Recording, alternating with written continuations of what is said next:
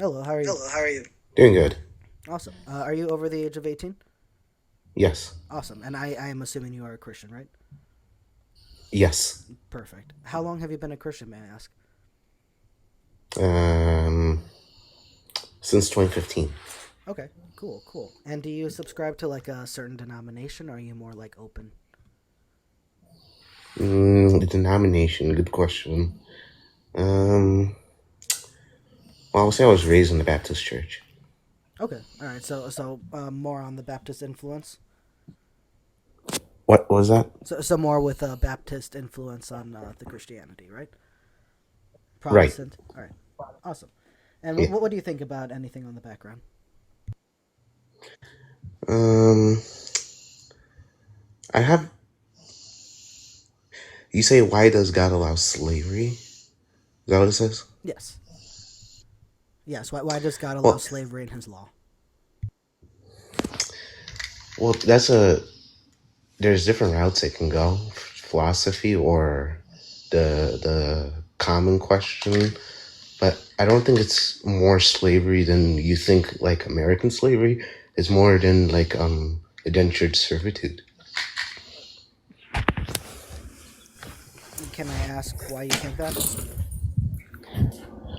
Because of the Bible. Yeah, but like what passage?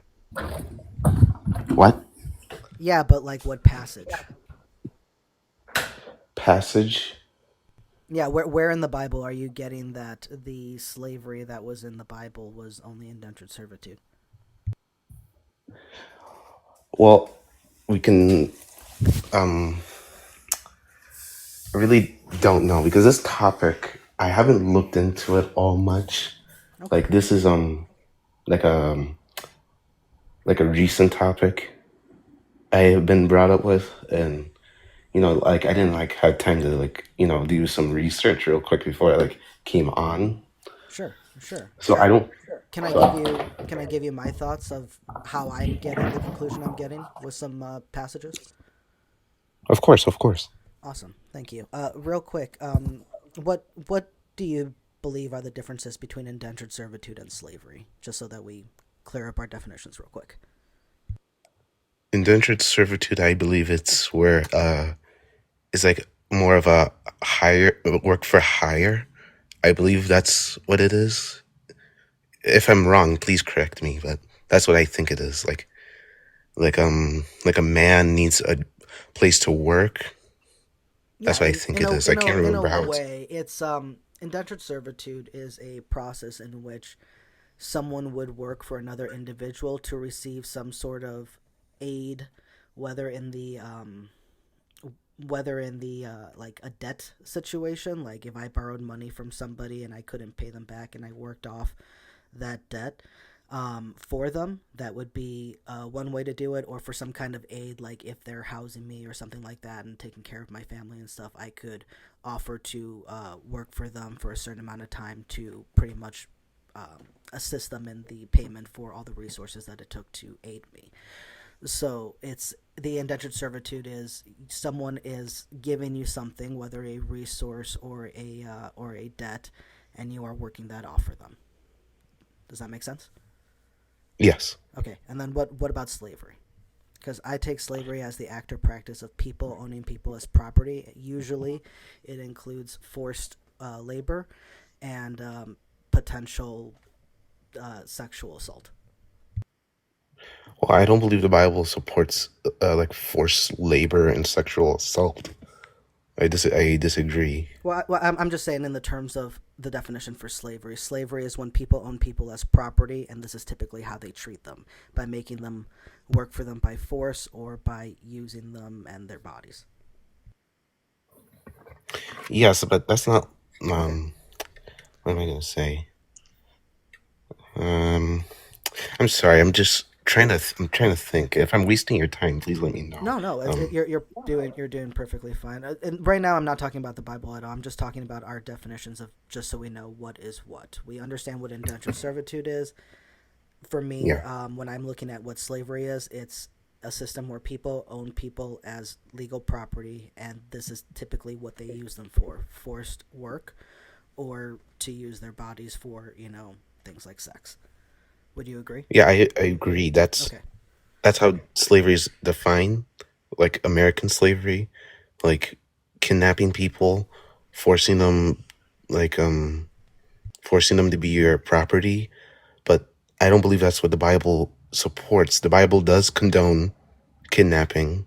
The Bible does condone like the harsh type of slavery, like an American slavery. There is laws in the Old Testament that will abolish American slavery because American slavery was fueled by kidnapping. Do you agree? Like kidnapping was like a main thing in the United States during that time. Sure. I think that I think given the proper context, you could definitely see how the Bible's okay with kidnapping, and I'll show you that when I give you my passages for why I think what I do. Um, so here, real quick, let me address the indentured servitude part for you in Exodus chapter 21. Um, and just so you know, Forrest, I do post my lives on YouTube. So if there's any references you miss at all, you can go back and take a look at that. Because we're gonna go through a lot, and I don't want to overwhelm you, but I do want to provide you a place to go back and see all these passages. So, in Exodus chapter 21. Oh, and if you're away from the screen, I cannot hear you, by the way. You can probably hear me, but I can't hear you, just so you know. Yeah, I'm just gonna be muted so you Okay, can go and then yeah. perfect. So, in Exodus chapter 21, this is God speaking. He says, "Now these are the rules that you shall set before them. When you buy a Hebrew slave, he shall serve 6 years, and in the seventh he shall go free for nothing. If he comes in single, he shall go out single, and if he comes in married, his wife shall go out with him. If his master gives him a wife, and she bears him sons or daughters, the wife and her children shall be her master's, and he shall go out alone. But if the slave plainly says, I love my master, my wife, and my children, I will not go out free, then the master shall bring him to God, and he shall bring him to the door or the doorpost, and his master shall bore his ear through with an awl, and he shall be his slave forever. When a man sells his daughter as a slave, she shall not go out as the male slaves do. If she does not please her master who has designated her for himself, then he shall let her be redeemed. He shall have no right to sell her to a foreign people, since he has broken faith with her. If he designates her for his son, he shall deal with her as with a daughter. And if he takes another wife to him, and that's the end of the indentured servitude part. This goes into taking multiple wives. But basically, what we see here is we see that God is saying, okay, so if you are a Hebrew and you go to another Hebrew and you become their quote unquote slave, you will serve them for 6 years and you will go free in the seventh. So there is a time limit, and this is very clearly a Hebrew to Hebrew situation. Now, when we go to Leviticus chapter 25, Leviticus chapter 25 is God speaking about the year of Jubilee. Now, the year of Jubilee takes place every 50 years, and it is a great feast that they have. And one of the things they do is they proclaim liberty throughout the land. And so what they'll do is they release all of their Hebrew indentured servitudes and all of the free people servants that they have. But if you look very specifically in verse 44 through 46, it says, As for your male and female slaves, whom you may have, you may buy male and female slaves from among the nations that are around you. You may also buy from among the strangers who sojourn with you and their clans who are with you, and who have been born into your land, that they may be your property, and you may bequeath them to your sons after you to inherit as a possession forever. You may make slaves of them, but over your brothers, the people of Israel, you shall not rule over one another ruthlessly. So this passage is saying that there can be forever slaves that you do not have to let go. Those are non-Hebrew slaves. So you have to let the Hebrew ones go after a certain amount of time. But the non-Hebrew ones that you buy, you can own them as legal property forever, and you can pass them on to the next of kin.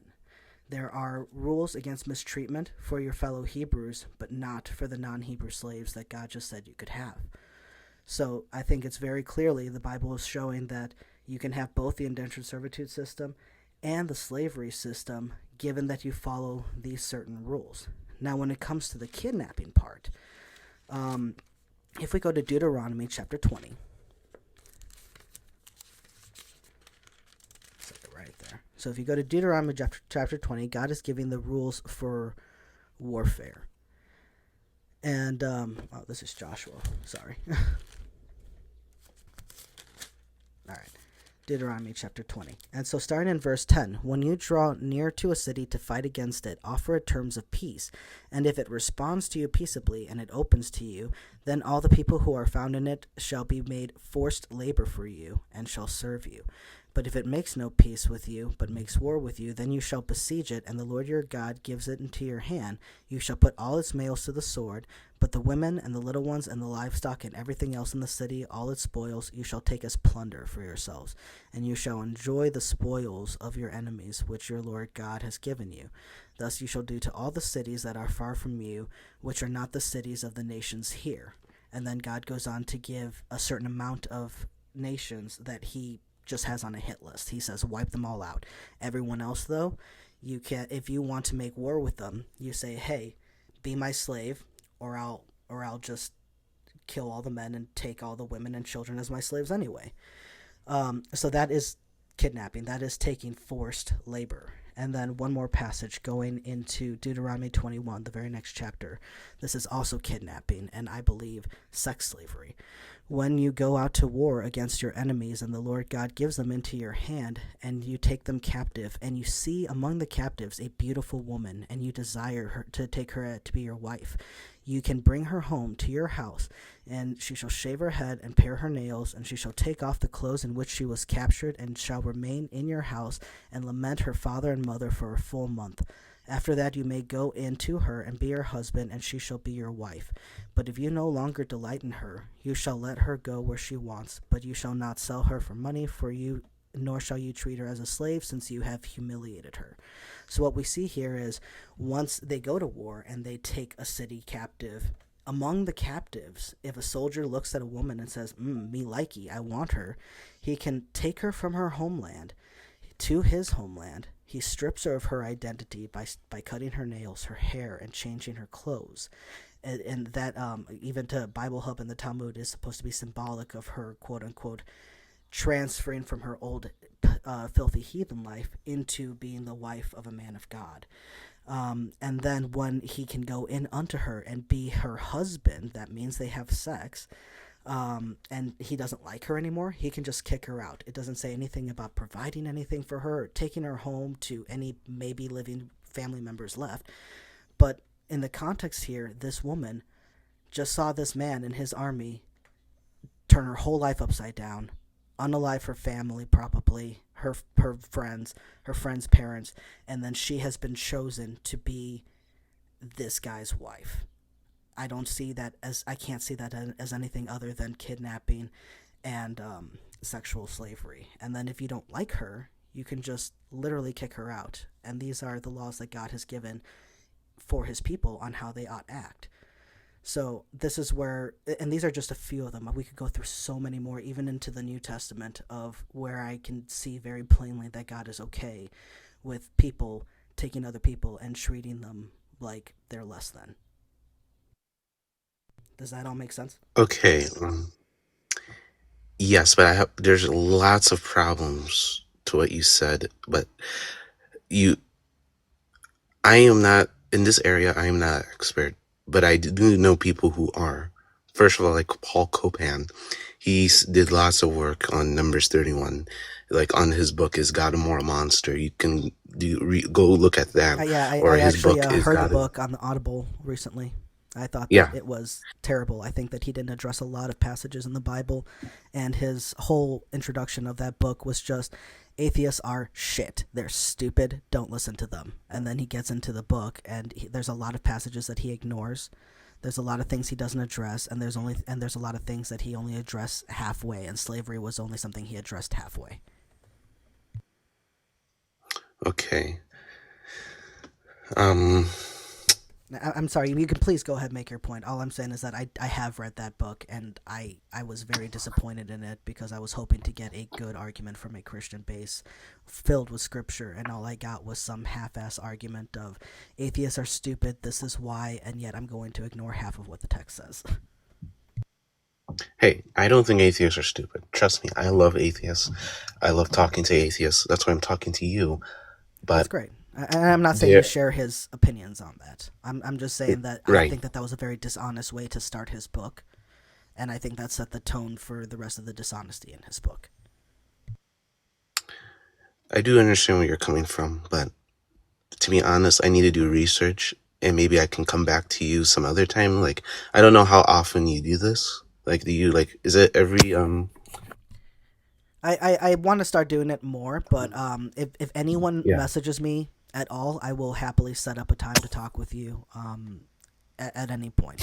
We can make it work out. So I'll send you a Yeah, I can, follow, and you can message me. And anytime that you feel like you're ready to do some more conversation about this, I will definitely set up a time to discuss it more with you. Or if you wanted to bring someone sure, that you sure, feel is more knowledgeable, we could even do that too. And it could just be a whole learning experience for all of us, you know? sure, sure. I'm gonna send you a follow right now. So All right, just perfect. give me a And second. like I Okay. said, my YouTube is on the screen.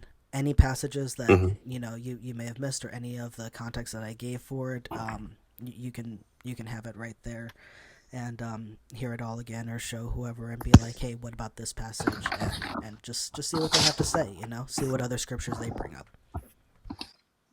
Yeah, I do understand. And I like to point you to a source on YouTube called Aspiring Philosophy. Have you ever heard of it? I have mixed feelings about inspiring philosophy, but I do like Yeah. him. I do like him. There are some things that I think he says that are absolutely insane or ridiculous, and then there are some things where I'm like, you know what, that made me think a bit, and I like that. So I do like inspiring philosophy, and I do follow his channel.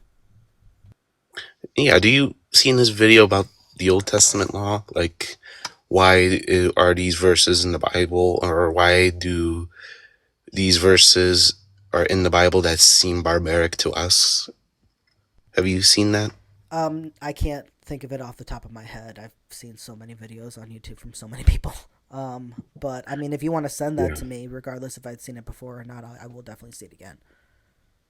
Well, yeah, I would love to send it to you. You can send Awesome. me source. You can send me sources. I take a look at it. I can send you sources because I want to be fair to you because you've been kind and you've been nice to me. Then I like to have this conversation again. So Yeah, yeah, and at the end of the day, I just want to spark critical thought and encourage study.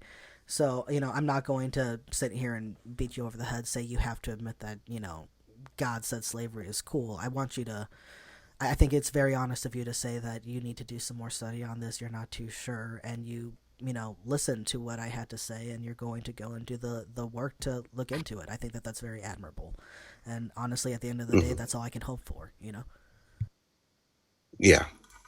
All right. I gotta go, but it was nice talking to you.